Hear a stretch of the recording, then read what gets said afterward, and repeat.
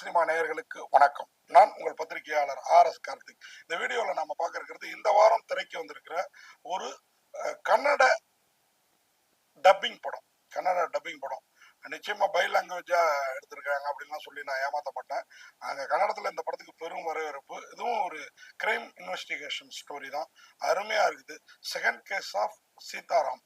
சீதாராமோட second case தான் இந்த story மொத்தமும். சீதாராம்ங்கிறவர் ஒரு போலீஸ் ஆஃபீஸர். சீதாராம் அவர் விஜய் ராகவேந்திரா. விஜய் ராகவேந்திரா யாருன்னு கேட்டிங்கன்னா ராஜ்குமார் ஃபேமிலிக்கு ரொம்ப உறவாம், நெருக்கமான ஒரு, அதாவது சிவராஜ்குமார் இவரும் அத்தை பையன் மாமா பையங்கிற ரேஞ்சில் சொன்னாங்க.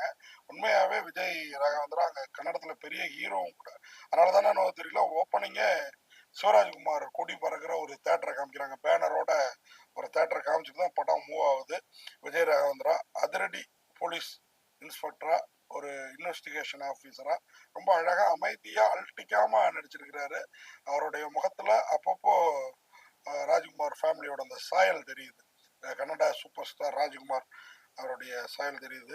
உண்மையாகவே என்ன கதை அப்படின்னு பார்த்தீங்கன்னா, இது இல்லாமல் இதில் விஜய் ராகவேந்திரா இல்லாமல் கோபாலகிருஷ்ணா தேஷ்பாண்டே, அது இல்லாமல் உஷா பந்தாரி, இவங்கெல்லாம் நடிச்சிருக்காங்க. உஷா பந்தாரி கன்னடத்தில் பெரிய நடிகர். அவங்க சீதாராமோட சிஸ்டராக நடிச்சிருக்காங்க. அதில் கோபாலகிருஷ்ண தேஷ்பாண்டே செபஸ்டின்கிற ஒரு ரிட்டையர்டு போலீஸ் ஆஃபீஸர் கேரக்டர்லாம் போகிறாரு.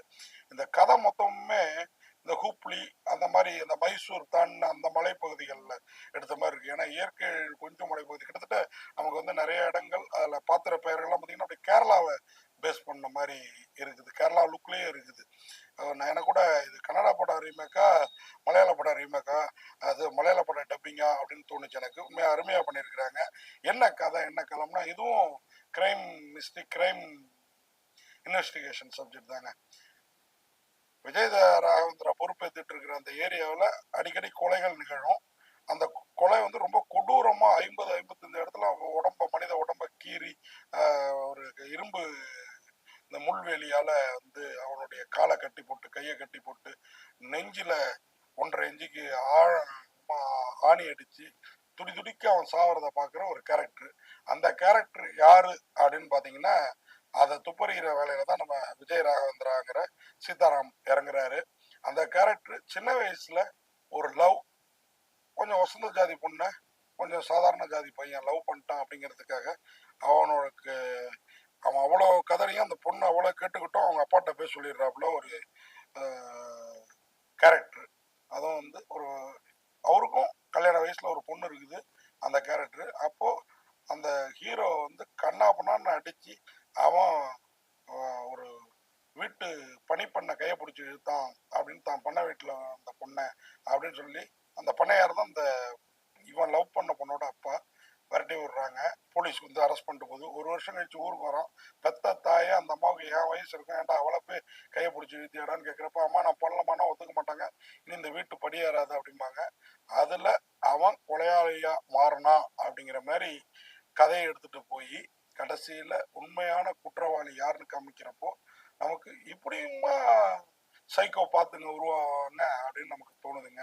அவன் என்ன பண்றான், அதுக்கு நம்ம அம்மா கூட நம்மளை கூட சேர்த்துக்க மாட்டேங்கிறாங்களே அப்படின்னு சொல்லி அந்த இவனை மாட்டி விட்ட அந்த மத்தியதர வயதுடைய ஆளை அவர் பொண்ணோடைய செக்ஸ்ல ஈடுபட்டு இருந்தாருன்னு ஒரு குற்றச்சாட்டை வச்சு ஊரே அவரை அடிக்க விடுமா.